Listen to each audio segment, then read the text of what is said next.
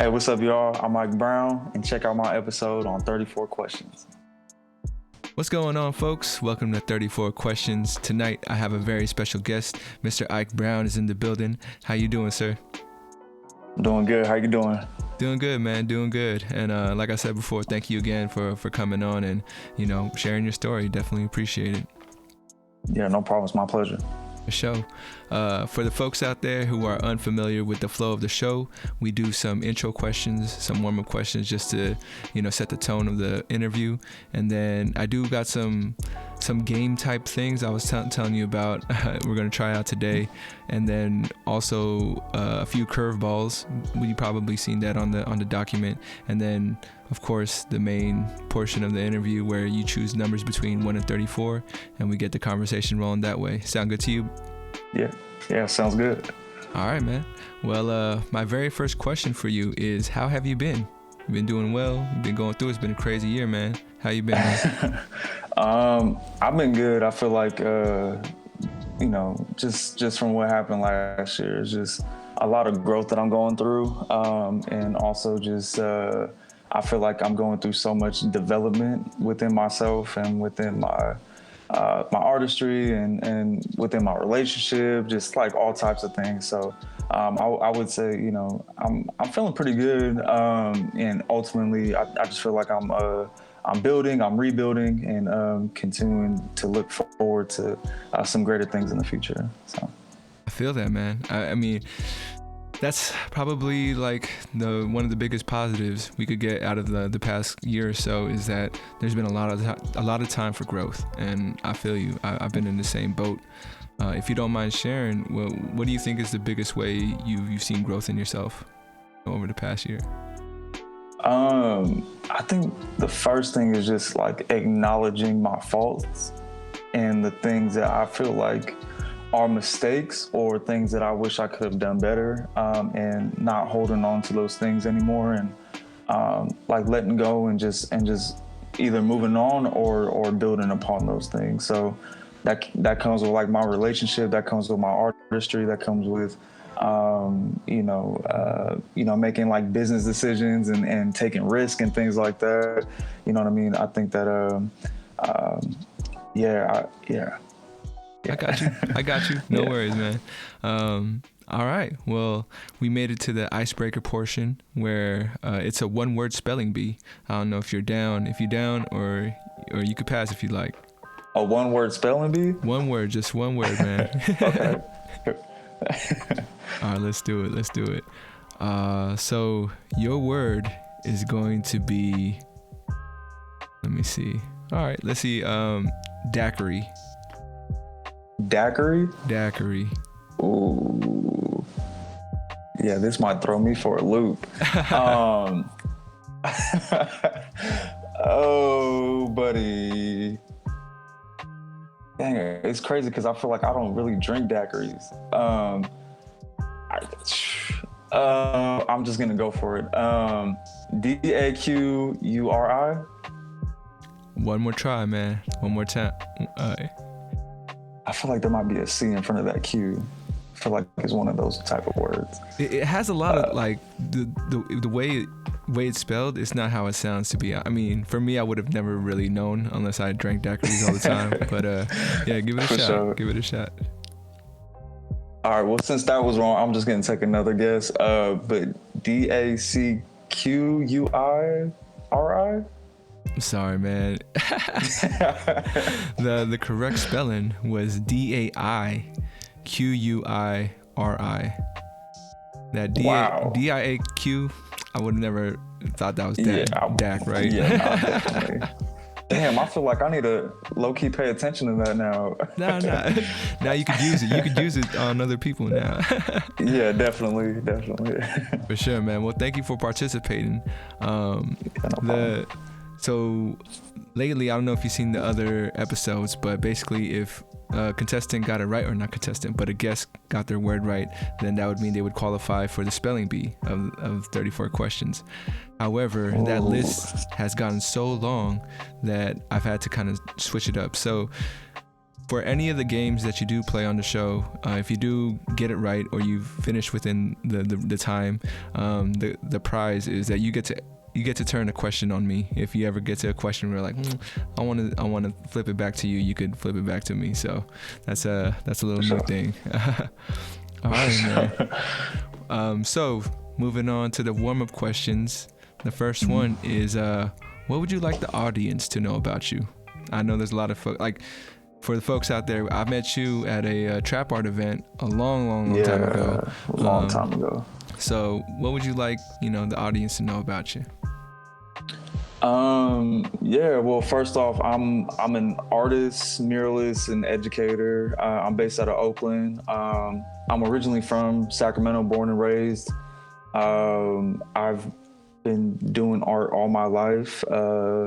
And kind of first started off as graffiti, and then kind of like once I started getting into college, dipping into like the fine art world. And then after college, it was just kind of focused on doing murals since like 2016, 2017 or so.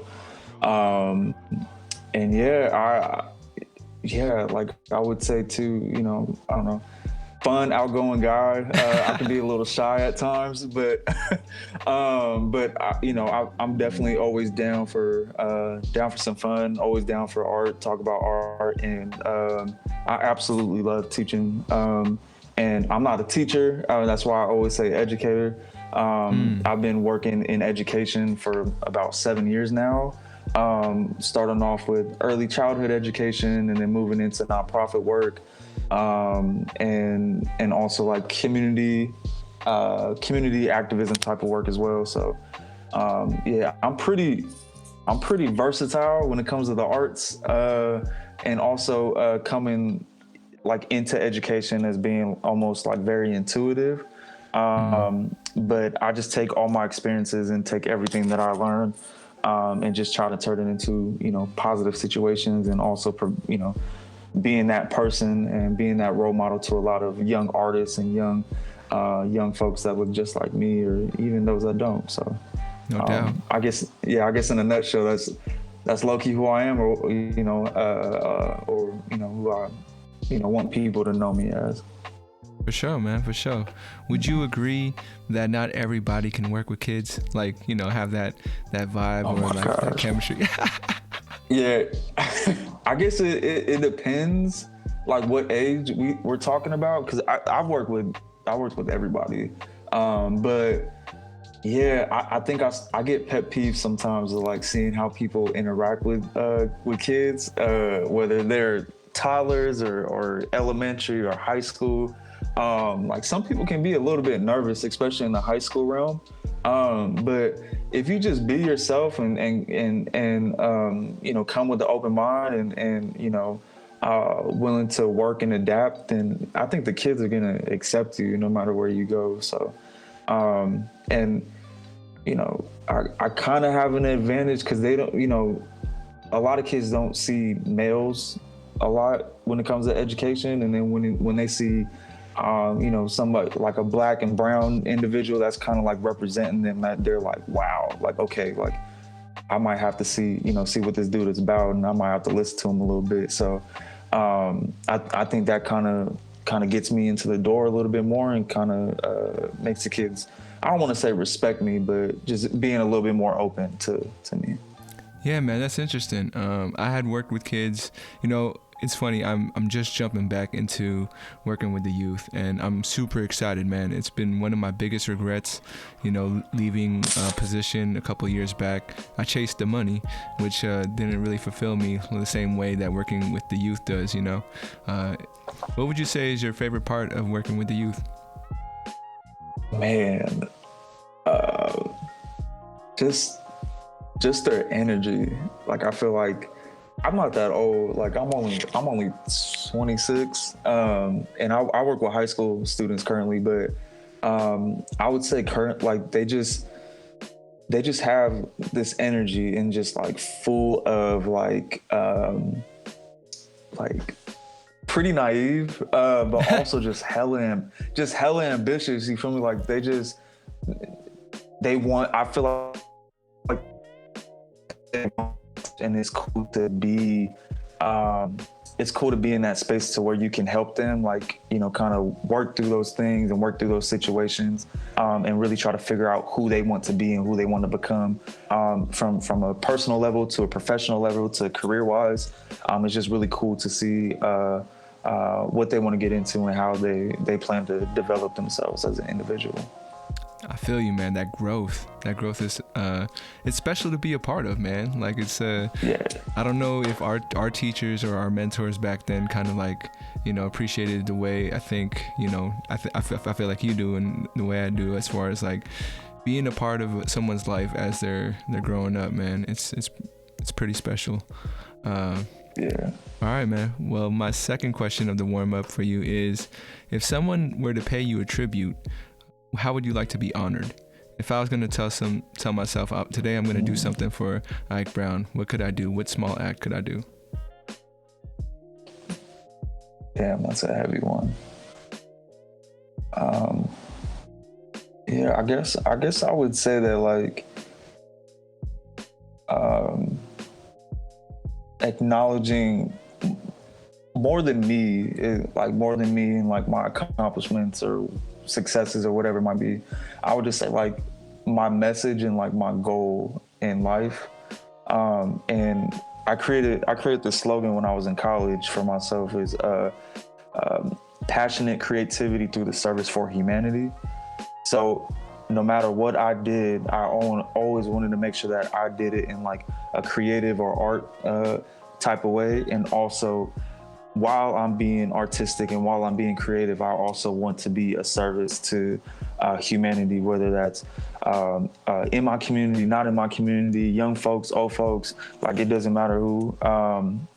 And I feel like that is what I kind of like want to keep living for, and like my message, and also I guess almost like my gift to this world in a sense, and to be able to continue that message on and continue that actionable slogan on. I feel like that might be the best way to pay tribute to me. I got you, man. I got you. Yeah. That's a good ass question. I appreciate it. I mean, you know, man, it's like we never really get to express that. So, you know, when you think of somebody that you're missing and you want to do something in honor, it's like, damn, what do I do?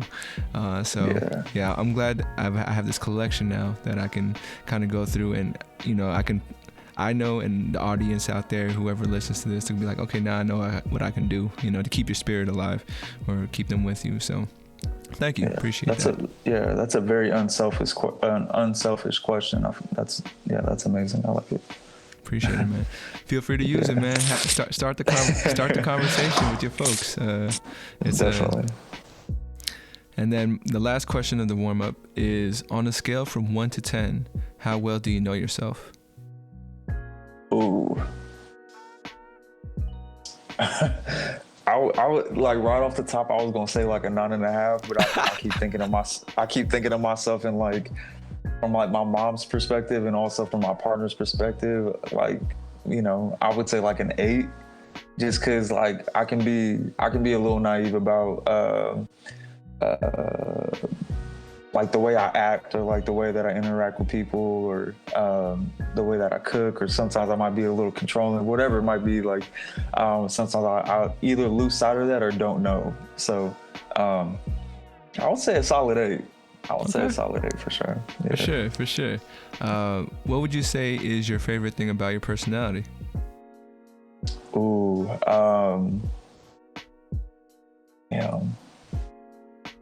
these are like soulful questions. It's hitting the soul.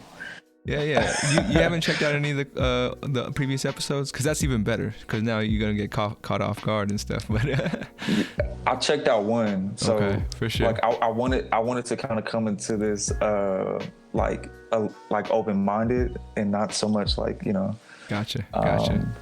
Yeah. But what was the question again? I'm sorry. Your favorite thing about your personality? Favorite thing, I would just say, like, how, like, gosh, I just had it. Take your time. goofy, but I'm trying to find the best word for this, but like how open-minded I guess that I am, and friendly. That's the word I'm trying to look for. Like how friendly I am. I really appreciate that about myself, because I just talked to a couple of mentors of mine and past coworkers and supervisors and stuff, and they were just telling me that, like, you know, Isaac, like wherever you go, you always build community, and you always have that sense no matter where you go. And that was in high school, that was in college, that was in at work. So I would say, because of how friendly I was and because of how authentic I was able to build all these connections and build my network of folks and build really strong relationships that I have to this day. Like my supervisor that I met back in like 2014, like we have such an amazing relationship, and I know her kids, and I know her husband, and I even know more of her family too. And like we hang out, go to soccer games, and grab a beer or two every once in a while. And I think that just really hits onto just like how friendly and open I am. That's dope, man. That's dope. It's interesting. Do you think you've been consciously aware of this, or it's just like who you were? Did you think it was normal? Did you think everybody was like, oh, why isn't everybody kind of trying to build community? You feel me? You said, was I aware of it? Yeah, like growing up, like, or was it something where like maybe a teacher pointed it out to you, or it sounded like it was a recent revelation for you, like. Yeah, I guess like the building community part was, but not like being friendly. Like I always felt like, I think somebody told me, but I think like at a young age, I was so mellow. Like I played Hot Wheels and like, and, had crayons and paper and drew art, by myself a lot.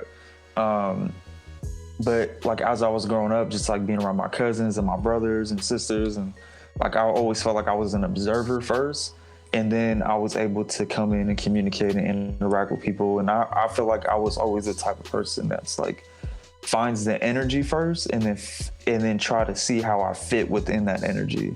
And sometimes I might have to be quiet. Sometimes I might have to speak up a little bit. But like, that's how I kind of adapt. And I think that's like kind of how I took like my friendliness and adapted it into all situations. So, but yeah, I think that people should be, more friendly and have that sense of building community. And I think that if people have just a little bit of that, I think, we'll be able to have better relationships with one another and being able to interact with one another, no matter where we come from, or ethnicity, race, religion, creed, whatever it might be. And I think that'll really help us. I think that's the beauty of humanity is our ability to create community and what that looks like.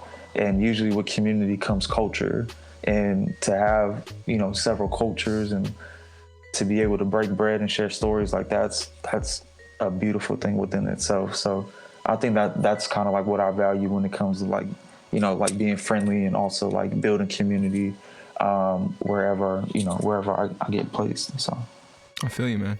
I feel you. Yeah. All right. Well, we're going to move on into the main portion of the interview, where you begin choosing numbers between 1 and 34. We do have 3 levels, so it's either easy, medium, or hard questions, depending on how you're feeling. You could start off easy and build up if you like. No pressure. So where would you like to start? Easy, medium, or hard?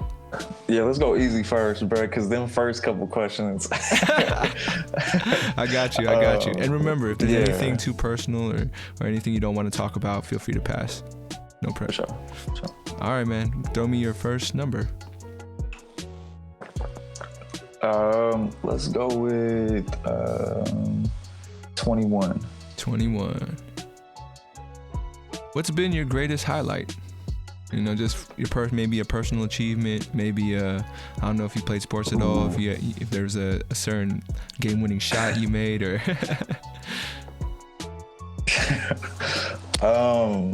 my biggest highlight.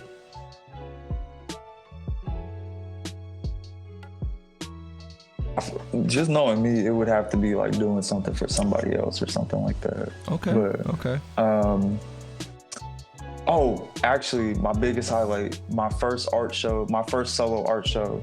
I did it in San Francisco, and prior to that, I think I did a gig. I think I did like a live painting in San Francisco for this tech company or something, and this dude came up to me. He was like, "Hey, bro," he's like, "one of my homies, he has a gallery, and I would love to connect him with you."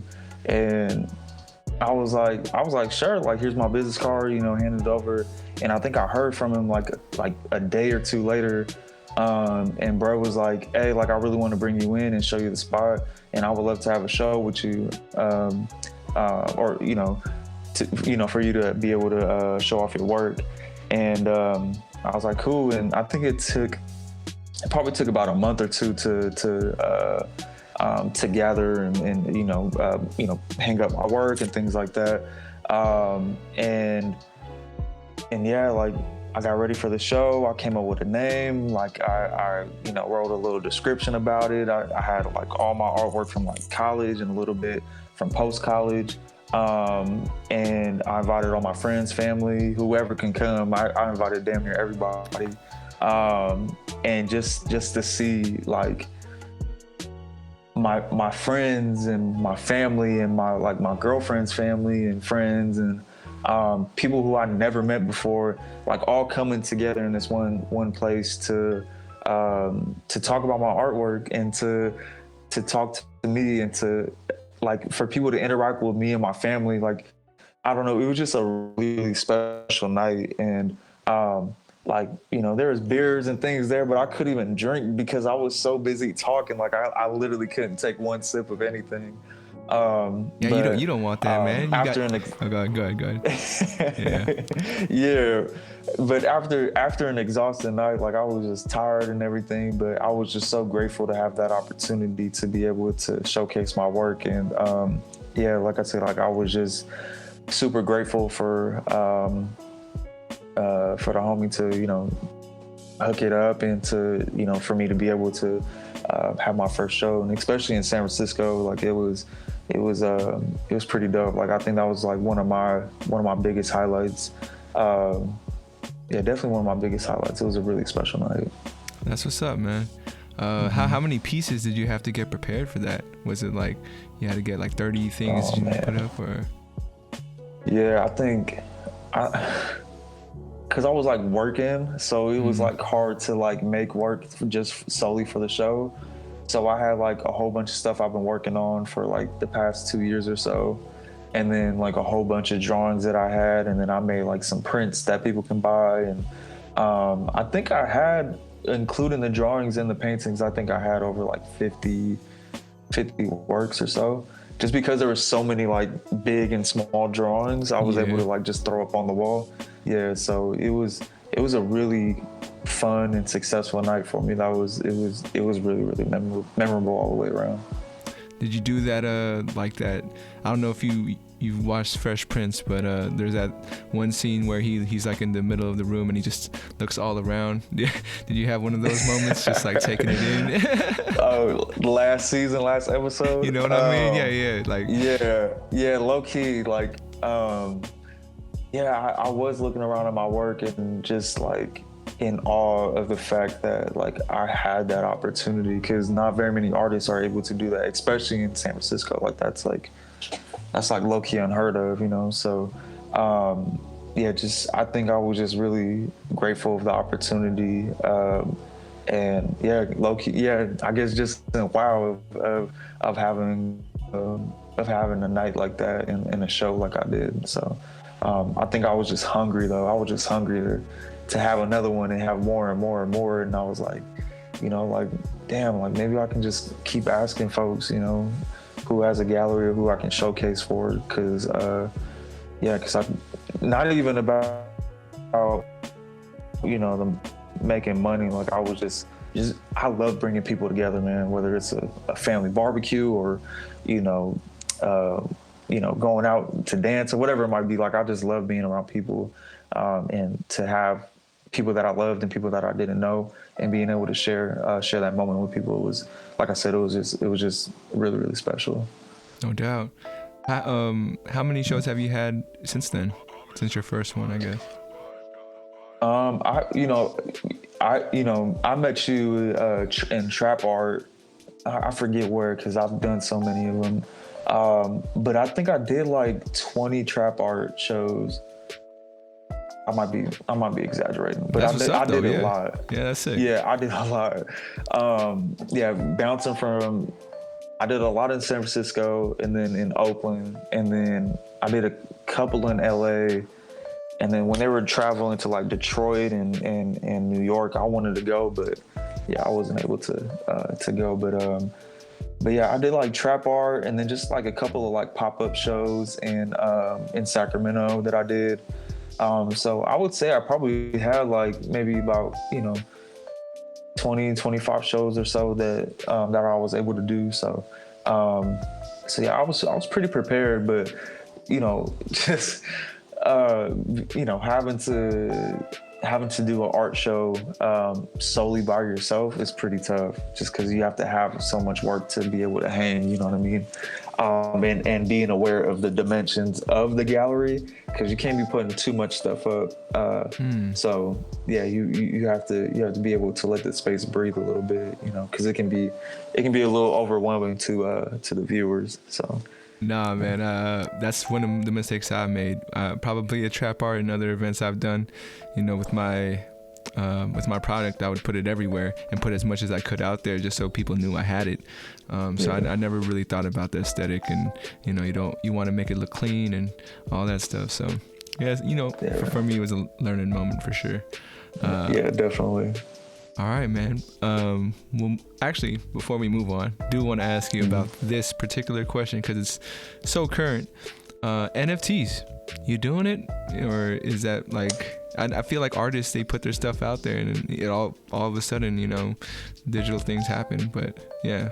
Yeah. To be honest with you, I heard about it, and I still don't understand it, and I don't know if I'm ever gonna understand it, just because it's such a weird thing, right? So you automatically, as an artist or as a business owner or as a whomever, as a brand, like you already know the risk of putting your stuff out there on Instagram, Facebook, Twitter, Tumblr, Pinterest, whatever. You already know that risk. Anybody and their mama can go on the computer and screenshot it and keep it, you know what I mean? So, but when it comes to, I think this is kind of where NFTs comes into play, and I don't like quote me or try to like. I feel but you. I think like when NFTs come into play is that, all right, well, I'm gonna sell my work, and I still have ownership over my work even though that I sell it, and then once that person has it, they also too have control to sell it too. But you always have, no matter how many times it sells, you will always have a portion of it. Okay. That's what I think it is.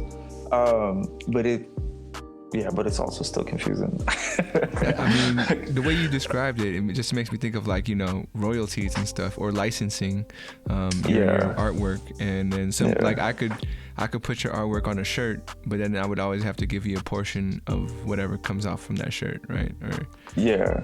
And I create work for people. Like people ask me for logos and like designs and stuff for shirts, and like they pay me a certain amount. And like for me, the way I think about it is that you paid for this artwork.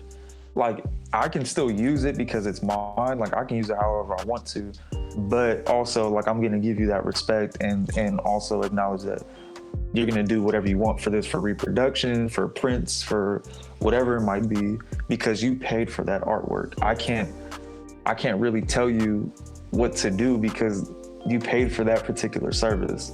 You know what I mean? So so I can't really say or have a say much unless it's like in a contract or we agreed upon it to be like, all right, well, if you sell this, or if you put this on a shirt and sell it and it's $30, like I need $5 from it. Like unless it's written out, like it's just kind of, you know, up in the air. So yeah, NFTs are really confusing. I feel like it's kind of like a royalty type system, but also like, I don't know, like a Bitcoin type thing. I don't know, man. I try to give like my best explanation on what I feel like it is, but I still don't think I understand it quite fully. I feel you, man. You know, I took some time to finally try to understand Bitcoin and cryptocurrency, you know, after like learning about stocks. And then now I feel like NFTs is the next thing, but it's hard for me to feel like, you know, I want to put money in, but I have no understanding or like no clue just yet. I feel like eventually there's going to be more explanation or a better way to kind of make it mainstream.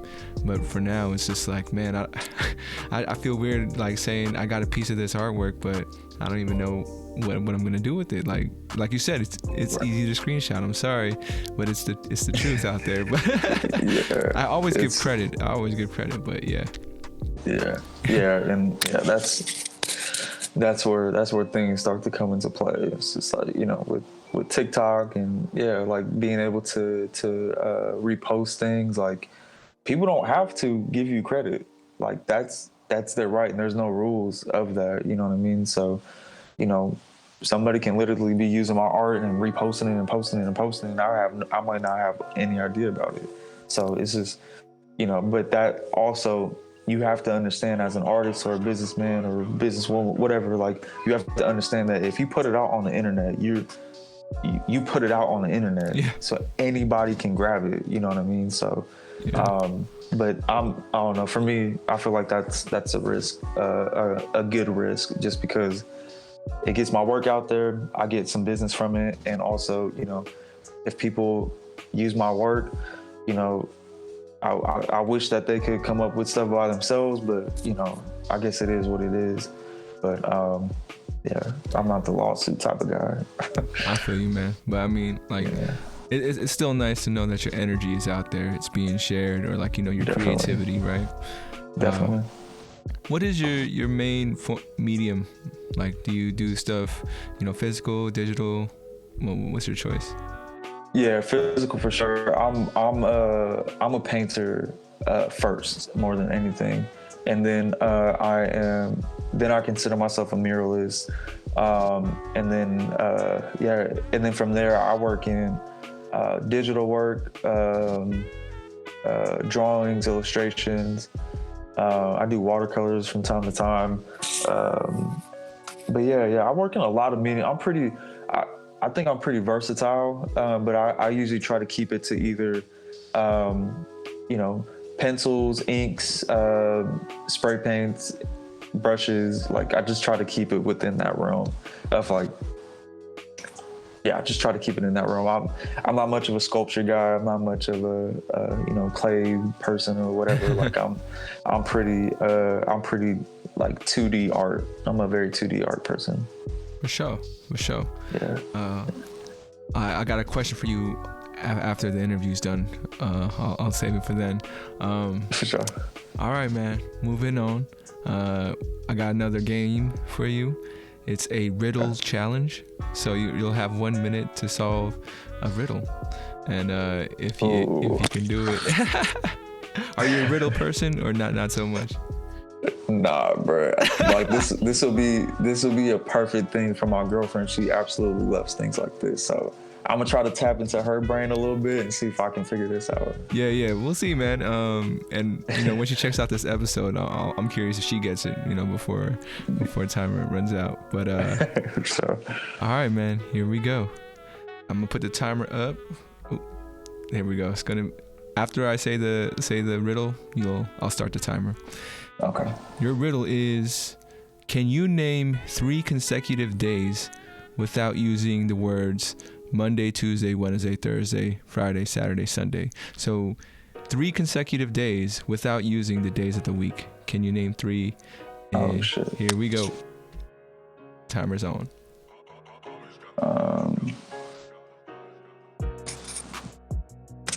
Oh,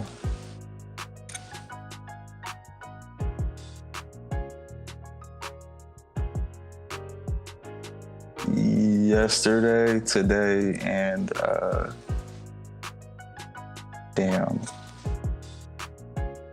the day after tomorrow. You're so close, man. You got two. You got 2 out of 3. What's the next one?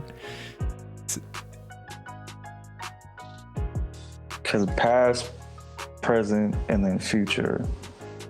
I mean, you pretty much said it, but you added a little bit to it. So think about what you just said. You got 15 seconds. Tomorrow? Say it all 3. Say it all 3. Oh, so yesterday, today, and tomorrow? Yes, sir. All right, for sure. Damn, you got it with 4 seconds to spare, man. That was pretty great. Yeah. That was pretty great. That's cool. the. Yeah, you kind of confused me because I thought I had to put day in it still. Oh, okay. Now I know. Yeah. I'll clarify that next time. For sure. But nah, man. You got it right. Yesterday, today, and tomorrow. You tapped into the energy, man. It came to you. Yeah. For sure. So that means if you ever want to flip a question towards me, feel free. If not, it's all good too. For sure. Moving on, I have a fill in the blank question for you. This is one of the curveballs. And it is, social media is blank.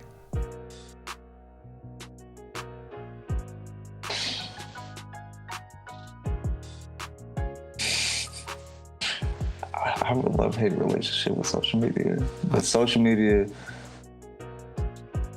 I would say social media is trash. Trash. I hate social media. Yeah, if I didn't have my art and if I didn't have like a business, like I would not use it. Just because, maybe not trash, man. It's a trip though, right? I feel like they force us to use it now. Like anyone who wants to do anything, you have to have a social media presence. But it's maybe not trash. I'm trying to think of another word. Like I would say like an unorthodox balance. Like it's terrible, but it's great, and it's like it's so useful, but it's like not useful at all. You know what I mean? I think social media just has its good things. I don't know. And also it's a way for us to connect, but it's also a way for us to not connect at all or disconnect from one another. So it's it's like it's an imbalance, I would say. I guess that's the best way to describe it. No, I feel you, man. I mean, same deal. If I wasn't doing this, if I wasn't, had my clothing brand, I wouldn't touch it. It's like, I remember there was a time where I deleted everything before I tried everything out, and I was just like, I felt more at peace, but I was a lot more disconnected. I felt like I missed out on a lot of things. But yeah, now it's all a part of our lives, and man, I'm trying to find that balance, Yeah. Can I have the self-discipline to not scroll for an hour, Yeah. Yeah. I feel like when I get in that zone, I'm like, all right, well, if I don't pay attention anymore, get off. Like, cause I'll just keep scrolling, and like I won't like things after like a couple of swipes. I'm like, all right, well, if you get to that point, you gotta just hop off. So, or like, I don't know, I try to give myself some discipline, but yeah. Are you hip to the game? You know how to work TikTok and all that stuff? Cause I haven't even touched TikTok, man. And bro, I think isn't it like a thing now that like millennials just like aren't like supposed to be on TikTok or something? Like we're like hated, like millennials are hated in the TikTok world, bro. It's just like I had no idea, man. I had no idea. Like I just learned about it the other day. Like we're it's called something, a groovy, or like I don't know. It's like a weird word that like the Gen Zers or the generation whatever, like that's how they describe us. Like they just describe us as like this weird generation, and we don't understand anything. And like we're starting to get old too, which is which is kind of weird because we're getting into like 25 to like 35 or so. So yeah, they're just haters, I guess. I mean, that's a trip, man. I thought they would be like welcoming of us, not like get off our. They're telling us to get off their shit, It's like no, that's a trip. That's one thing I'm looking forward to, working with the youth again, is kind of being in touch with like what their perspective on the world, I think they do have a beautiful sense of the world though, because they have so much information at their hands. You know what I mean? So like they're able to understand what's happening in Israel and what's happening in China or Mexico or whatever it might be. Like they have all this information. Like they're open to social justice. They're open to environmental justice. They're open to non-binaries and gender biases and like all these different things, right? So they're just open, and also their culture. And since they were literally born with the phone in their hand. So coming from that perspective, like you're inclined to see what's happening, not only locally, but what's happening throughout the world. And I think with that sort of sense, in that sort of accessibility, like I think you're able to make a lot of decisions for yourself, and also to be able to like have this sense of like being revolutionary or being an activist or whatever it might be. And I think that they, I think they have a really good grasp of the world and what's going on, which is pretty cool. So I'll give them that. I feel you though. I think having that access to that information at an early age, because I feel like kids, we grow up, we kind of have that naive, optimistic view of the world, and as you get older, it kind of like the weight of it kind of makes you a little more pessimistic and kind of like, well, I can't really do anything. So these kids having the information, having the means to communicate with each other, I think gives them that power to like hold on or be more optimistic and be more energetic. So it's going to be kind of crazy, because I do feel like I'm at that age. I just turned 31 this year.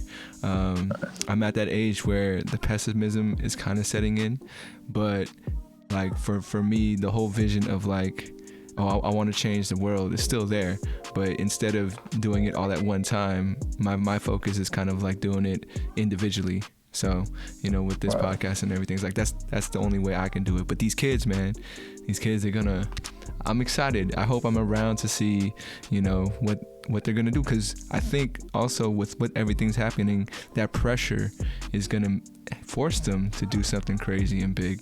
If not the ones right before us, the ones right after them too. The world's gonna look a little bit different in our lifetime. So I just hope we go in a positive direction. Definitely. Yo, man, just gotta give you a heads up. We're about 15 minutes or so away from the end of the podcast. Sure. It's been, going by pretty quickly. I hope you're having fun. It's been fun. Yeah, no, definitely. Yeah. All right, awesome. Let's jump into another number. Still sticking with the easy?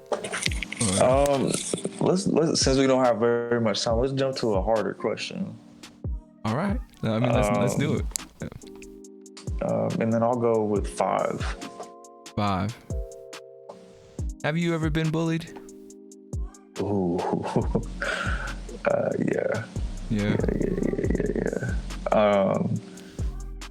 Shoot, I feel like I've been bullied like a lot throughout my life. Yeah, man. I think that I wasn't bullied so much like physically, because I felt like I've always been like this like pretty like heavy set kid. Like I don't want to say I was fat, but I was pretty big most of my life. So I think if it came down to it, like I would be able to defend myself, but I wouldn't always go straight to fighting because I didn't I wasn't really a fighter. Like I know this sounds crazy, but like, well, not crazy, but you know, I'm a very lovable guy, and you know, I'm a Virgo as well. So my natural instinct is just peace. So you know, if somebody comes at me, like I try to be like, all right, well, hold on, like, why are you coming at me? Let's try to figure this out, and then you know, and then try to figure out there. But yeah, I got bullied a lot when I was a kid, just because most of the time I was the youngest with like my cousins. You know, like being around my brother, he was a year or so older than me, but he hung out with people that were like 3, 4, 7 years older than him, and being around, you know, yeah, being around them, and then being around like my dad's friends, kids, and stuff like that. It was just like I always felt really intimidated to fit in, and I always was like kind of pushed to the side because I wasn't always like that cool kid. And like I said earlier too, like I was pretty mellow as a kid as well, and never really was able to speak up for myself. But yeah, like I said, I wasn't really physically bullied, but I think I was bullied mentally a lot as a kid. Just yeah. I feel you, man. Yeah. Well, what advice would you give anybody that might be, you know, getting bullied and, you know, not feeling it? I would definitely say get help in any type of way, because like I said, it looks different for a lot of folks. It can be physical, it can be emotional, it can be you know, it can look in all different types of ways. And I think that, yeah, I would say the main thing is, you know, try to get help, or seek out someone that'll listen to, that'll talk to you, or seeking out someone that'll accept you for who you are, or that group of people that'll accept you for who you are. Because I think that, you know, usually bullying usually happens in like maybe like late elementary-ish. Probably elementary and middle school for sure.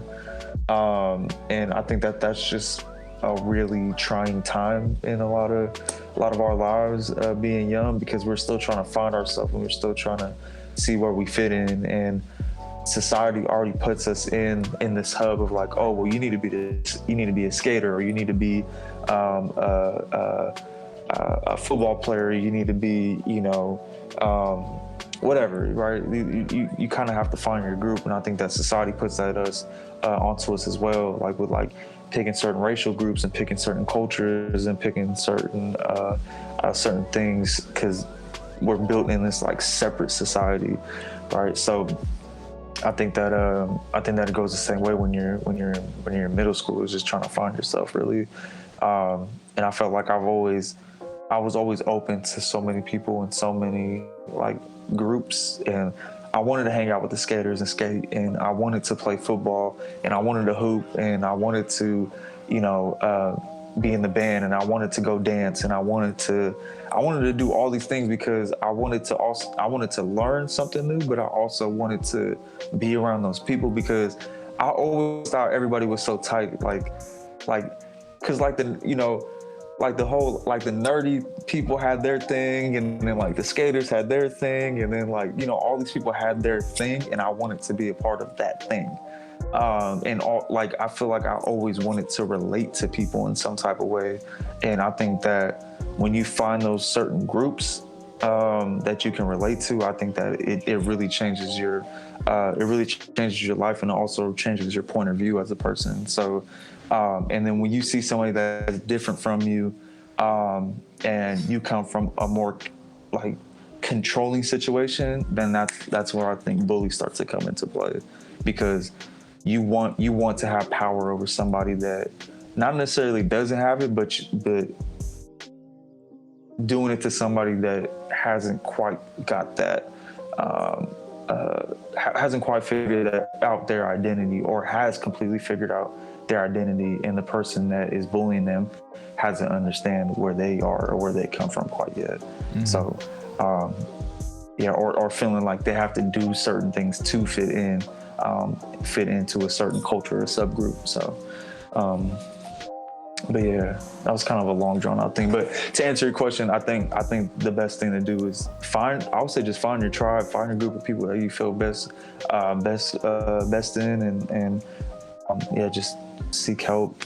And I know those two words kind of sound crazy sometimes, and it sounds a little demanding, but there's definitely someone out there, or a group of people that'll be out there to listen to you for sure.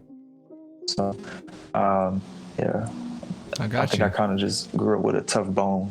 Yeah, I kind of grew up with a tough bone in my body, so I kind of observed and just kind of took a lot of stuff in, and sometimes it affected me pretty bad, but other times I feel like it helped me grow in a lot of ways.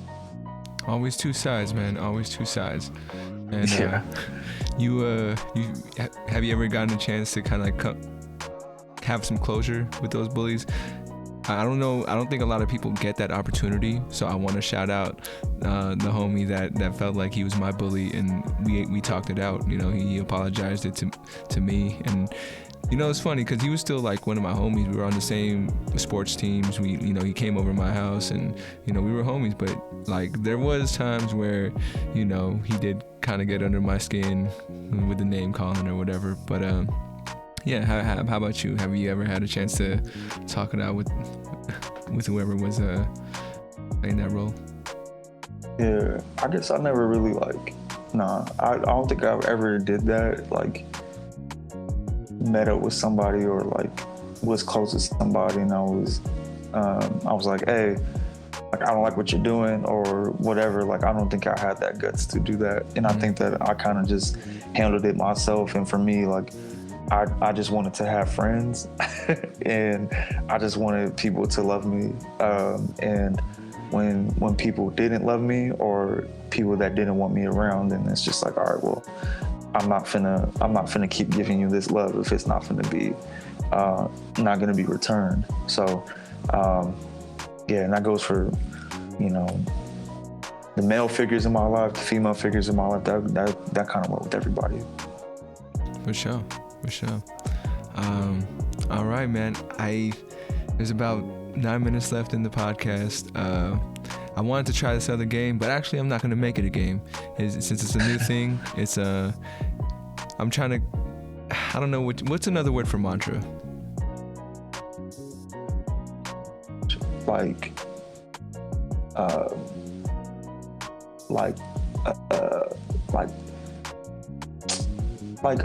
your slogan or your purpose. Something like motto or motto. Yeah. I haven't found the right word for it, but for now I'll call it like the 34th mantra. So nice. I have some fill in the blanks, and then you're supposed to do it in under 10 seconds, but I'm not going to do that for this conversation. For sure. But it's three statements, which is basically the first one is I am blank. You're gonna finish that statement. I am. Yeah, I feel like those are so many things. Worthy.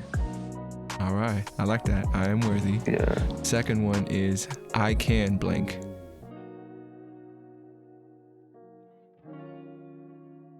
Succeed. I'm worthy. I can succeed, and I will blank. Flourish.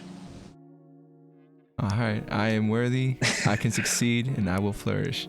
For sure, man. I like that. Yeah. I think this is going to be like the little promo of your episode. Basically, I've been tinkering with these things, and this one seems to work out. Cool. For sure. I appreciate that. That's tight, man. I like that. Yeah, I'm gonna have to write that down tonight. Yeah, man. Yeah, for sure. I'm worthy. I can succeed. I will flourish. I'm gonna keep repeating it now. All right, man. We've made it to the concluding portion of the podcast. Just some closeout questions for you. This next one is actually coming from a previous guest. I'm trying to find a way to connect my guests together, and this is one way where I can take a question that they left for you. Nice. This shout out to Anthony Regala. His question for you is, where do you feel like your heart belongs? Ooh. Yeah. I would say quickly, well, not quickly, but like immediately would say that peace. Like I feel like yeah, that's where my heart belongs. And I think that peace for me looks in so many different ways. But I think that I recently acknowledged that like when I do my art, I'm at so much peace, and it just takes me to this place that I just feel, I don't know, like almost like a spiritual lift in a sense. And yeah, when it comes to my art, or when it comes to like working out, or when it comes to being with my friends and family, when I'm eating some good ass food, you know, all these different spaces, I feel like yeah, my heart just always gravitates towards peace. And you know, when there's times that like I get into arguments with like my partner or whatever, like I always tell myself like, damn, like why am I doing this? Like I don't want to do this anymore, and like I just want us to have peace, and I want us to, you know, be able to, you know, just move on and move forward from this, because you know it's kind of hurting the both of us, you know, us doing this. So but yeah, I always try to gravitate towards peace wherever I'm at or wherever I go. And yeah, because things can get really awkward for me really, really fast. So yeah, my heart always gravitates towards peace, man. That's dope, man. That's dope. And I feel that energy from you, man. And I definitely appreciate it. This next question is, what question would you like to leave the next guest that comes down to 34 questions? You could go light, you could go heavy, whichever way you want to go. Yeah, there's already so many good ass questions. It's like it's hard to come up with one, but yeah, I'm such a food lover, so we'll just go with this. Yeah, like I don't know. Yeah, I would say if you're having a family cookout, or you got some friends coming, you know, you're hosting some friends, what's the meal that you gonna like just hit them over the head with? What's that one main dish that you just gonna, you know, drive everybody crazy for? All right, for sure, man. Real quick, can you mind answering that one for yourself? What do you like to bring to the potluck, you know? Bro, it's not even like a potluck. I feel like I'll like do the whole damn thing. Like I'll have shit. Like yeah, I love hosting people, so gotta have like the beers and drinks and things.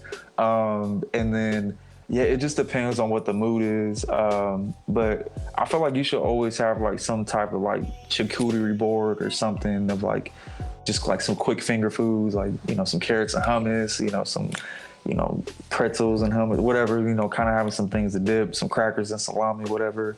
But like for like the main course, I would say to host like a group of people, I don't know, that's a good question.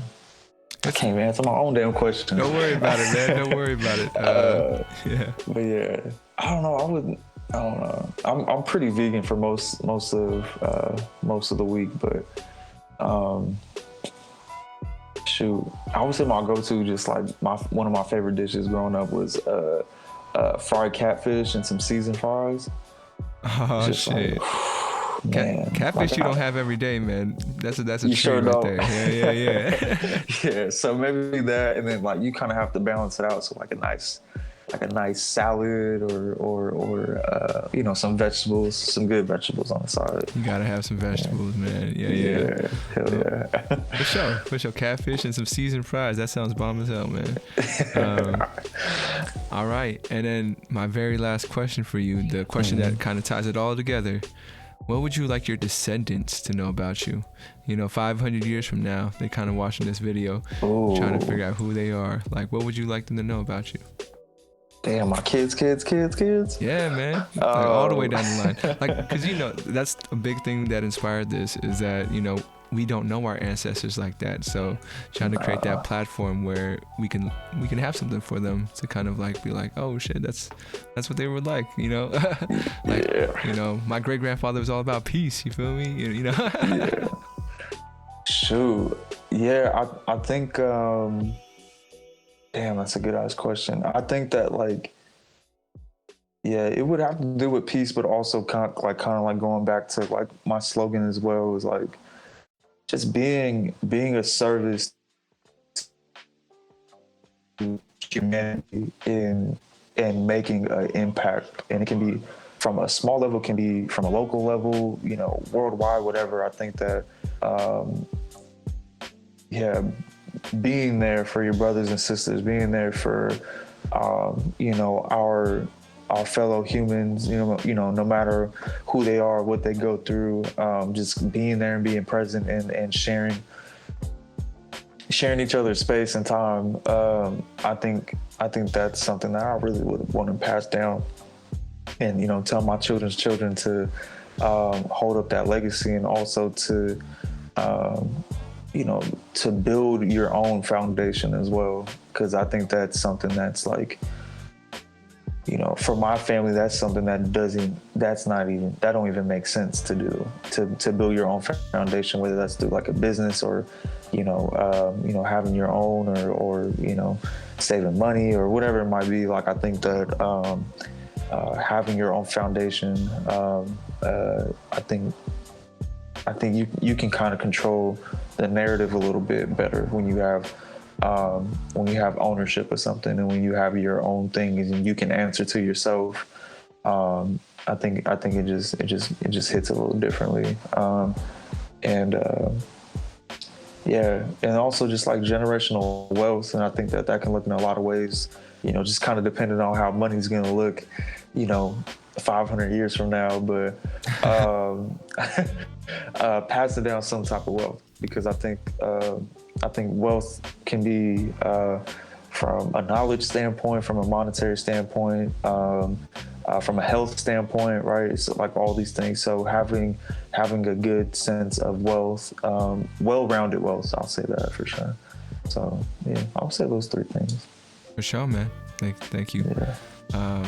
Any last things you want to mention, or before we head out, like where can people support you? Where can people find your stuff? Or you can find me on Instagram, and mainly Instagram is like where I'm at. But for the millennials, for the millennials, yeah, not TikTok. But yeah, you can find me at Aik Brown, usually on like all platforms, Facebook and Twitter, I believe too. And then also I have my own website as well, aikbrown.com. I'm going to be having some new merch and things dropping. Also dropping, it's called Paint and Fly. It's like private parties, private paint parties for those who are interested in, you know, doing some step-by-step painting. So I'm going to be launching that in June for classes from July until the end of the year. And then what else do I got going on? Yeah, I think I'm dropping some private art lessons too. I think I'm gonna kind of open that up and for people to schedule some one-on-one lessons with me as well. So yeah, and then also just trying to drop some new things on my art side. So yeah, like I said before, I'm just really focused on keep on pushing my art for what it is, and also really trying to make a name for myself as an educator, and yeah, just pushing that envelope forward. So yeah, that's where y'all can find me, and also some things to look forward to from me. For sure, man. And I'll make sure to put all that stuff in the description and whatnot. Want to thank you again, man, for coming on. It's been a great conversation. I hope, you know, you have fun. It was great to hear your story. Want to thank all the folks out there also for tuning in, listening, doing your thing. And yeah. And man. Yeah, anything else? You good? No, I was gonna say, yeah, thank you so much for having me on here, and I appreciate you, you know, for taking the time out to interview me. And great questions, man. Like, really good questions. I like how it's not just like centered around what I do and things like that. It's more on a personal, like, human level, I guess you can say. So I really admire and appreciate that. Right on, man. Yeah. Yeah. That's one of the things I'm trying to take, like that perception, if we just dove into your artist side, then people would have like the same kind of idea that we normally have about artists. But I'm all about stripping the title and then kind of like you said, we're all fellow human beings, and like, who are you aside from being an artist? You feel me? Yeah. So thank you for that, man. I'm glad that you have that perspective on it, and I hope a lot of folks out there can kind of see that too. And I'm just trying to help everybody tell their story. So thank you. Yeah. And yeah, as always, guys, stay on after I close out as well. But remember to always reach out, reach forward, and as always, much love.